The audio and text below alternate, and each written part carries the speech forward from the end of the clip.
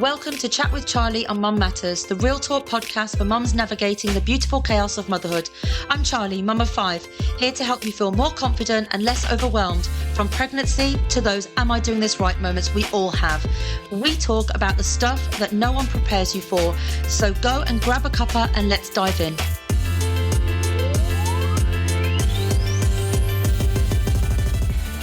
Hello and welcome back to Chat with Charlie on Mum Matters. I'm Charlie, mum of 5, and today we're talking about something that I hear all the time from mums, so I thought it's definitely worth an episode. Even if I had time for myself, I wouldn't know what to do with it. If that's you, then I want you to know that you are amongst many of us that have felt the very same feeling. And I'm glad that you're here. But don't worry, you haven't lost yourself forever. You're just so deep in motherhood for such a long time that you've forgotten what fills you up outside of it. And you might not have been in motherhood for such a long time. You might have just become a mum and then all of a sudden you're like, oh, I've spending all my time feeding this baby, changing the baby. I haven't had sleep for weeks. And I don't actually recognise myself or know what I like outside of this routine that I'm in. It's a very normal feeling. And it happens to a lot of mums. Let me ask you something though. If I said to you, what are your hobbies? What would you say? If you laughed out loud or rolled your eyes, then that I was expecting that. Most mums I talk to say something like, hobbies? What hobbies? I'm a mum. That is my hobby. Or they'll list things they used to do years ago before kids. And here's what's painful about that. It's not that you don't want hobbies. It's that you genuinely don't know what you would actually do anymore. The things you used to love might not actually fit your life now. And you haven't had the space to figure out what does. So when a rare pocket of time appears, you don't know what to do with it. You scroll your phone, you catch up on housework, or you just sit there feeling guilty that you're not doing something more productive. Ever felt like that? And here's why this happens. When you become a mom, you enter survival mode, especially in the early days. You're not thinking about hobbies or passions or what fills your cup. You're thinking about keeping a tiny human alive. And that's fine. That's perfectly normal. But the problem is, survival mode was only supposed to be temporary. And for a lot of us, it just never ended. We keep putting ourselves last. We keep waiting for things to calm down. And somewhere along the way, we stopped being a person with interests and became just mum. Not mum who loves to read. Not mum who paints on Sundays. The chance to be a fine thing. Just mum. And when that's all you are, when you've completely disappeared into the role, you lose connection with yourself. You forget what you even like. And when someone hands you a free hour, you freeze. Like, now what? Now let's talk about time. Because I know what you're thinking. This is very nice, Charlie, but I literally have no time. I hear you. And I want to challenge that a little bit. Here's what I've learned. Time isn't really about the hours in the day. It's about priority.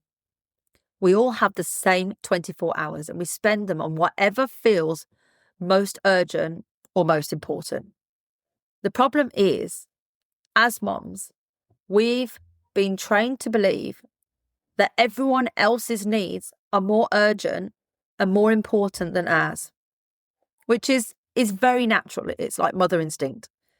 So we prioritise the kids, the house, our partner, the school admin, the mental load. And by the time we've done all of that, there's absolutely nothing left. And I know that there are things that have to be done. Like there's no other option. But here's the thing. It's not that we have no time.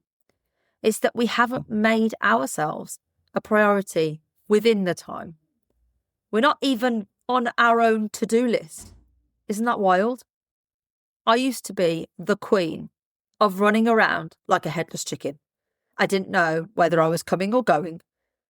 I'd forget things constantly. I'd feel like I was always behind. And somehow, magically, everything still got done. But I was exhausted. And there was absolutely no room for me in any of it. I literally remember thinking, this is just what motherhood is. This is just life now. This is just how it is. But it wasn't. I was just doing it all the hard way. What's changed for me was realizing that I needed systems, not complicated ones. I am not about that at all.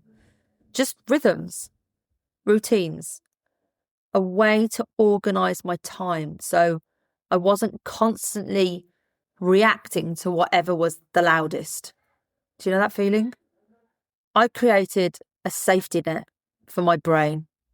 It's possibly one of the best things I've ever created. A place to catch all the things that I couldn't hold in my head anymore. I built structure into my days and my weeks so I wasn't making 100 tiny decisions every single hour. And once I had that, once my life had some order to it, I suddenly had these pockets of time I didn't know existed. And more importantly, I had the mental space to actually enjoy them. So let me give you a few things that you can try this week. And I would be so interested to hear if you actually try them and how you get on. First, do a quick time audit.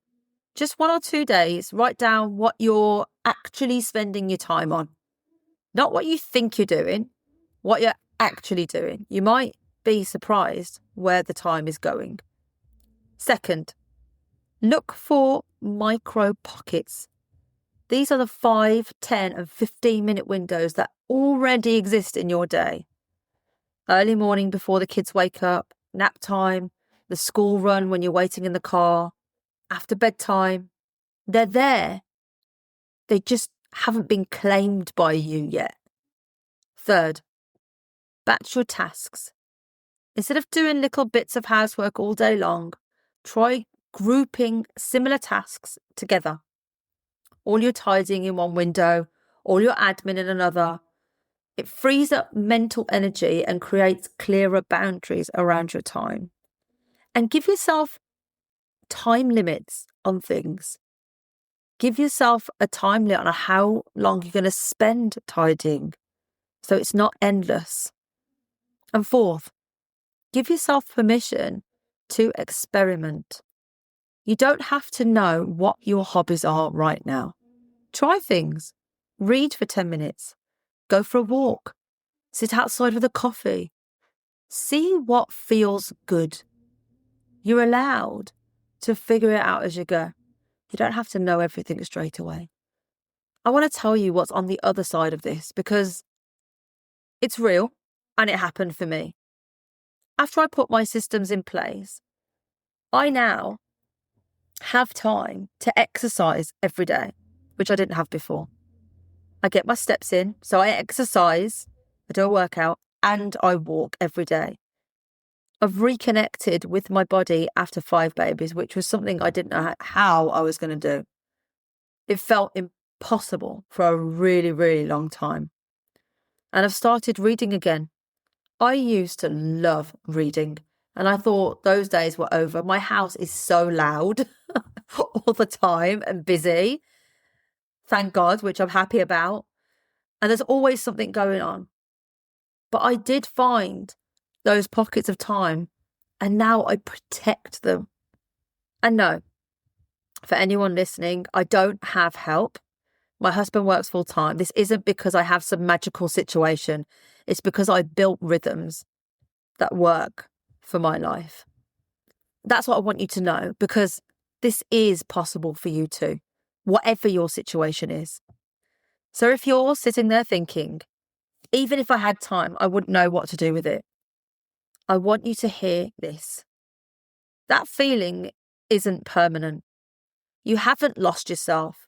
You've just been buried under everyone else's needs for a really long time that you forgot that you were in there too.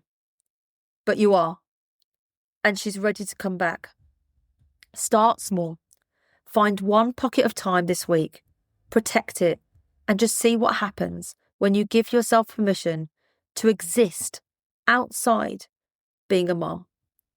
You might surprise yourself. Thank you so much for being here. If this episode resonated with you, please share it with another mom that needs to hear it. Lift someone else up this week.